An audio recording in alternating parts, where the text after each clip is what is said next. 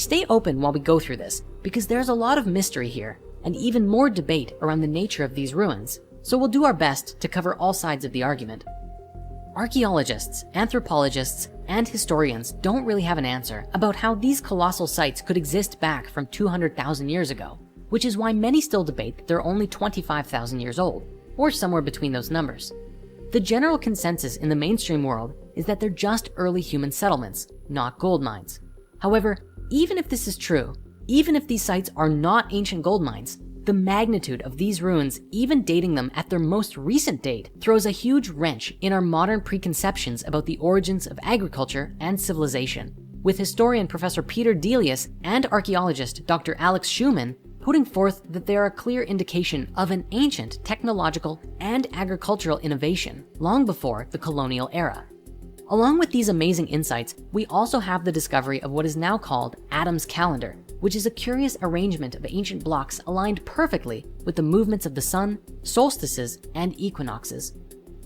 Today, these sites are known as the Bocconi ruins, named after the Bocconi people who trace back to the early 16th century, despite clear evidence that these ruins date back thousands upon thousands of years prior.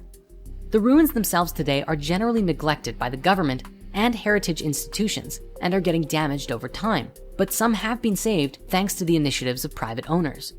These ruins are a giant complex of circular structures connected by channels and suspended in an expansive web of agricultural terraces.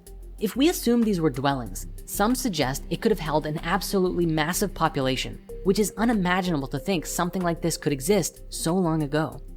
But now, here's where things get even more interesting.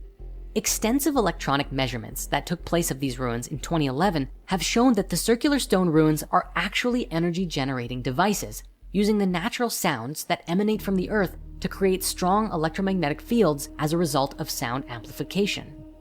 The shapes of these circular ruins are specific and unique because each circle represents the cymatic pattern of the sound energy as it appears on the surface of the earth at that point. And just briefly, in case you're unfamiliar with it, cymatics is a word derived from the Greek chyma, meaning wave, and ta chymatica, meaning matters pertaining to waves. The study of cymatics was pioneered by a Swiss medical doctor and natural scientist named Hans Jenny. He was able to create a physical representation of vibration, or how sound manifests into form, through the medium of various materials. This fascinating work offers profound insights into both the physical sciences and esoteric philosophies, and illustrates the very principles which inspired the ancient Greek philosophers.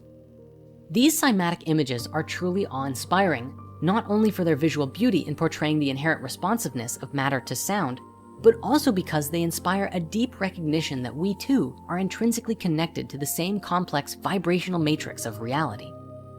As we explored way back in Spirit Science 7, the particles that make up the entire universe move in these very same geometric wave-like patterns. So we can see that at every level of reality, the essence of cymatics is present.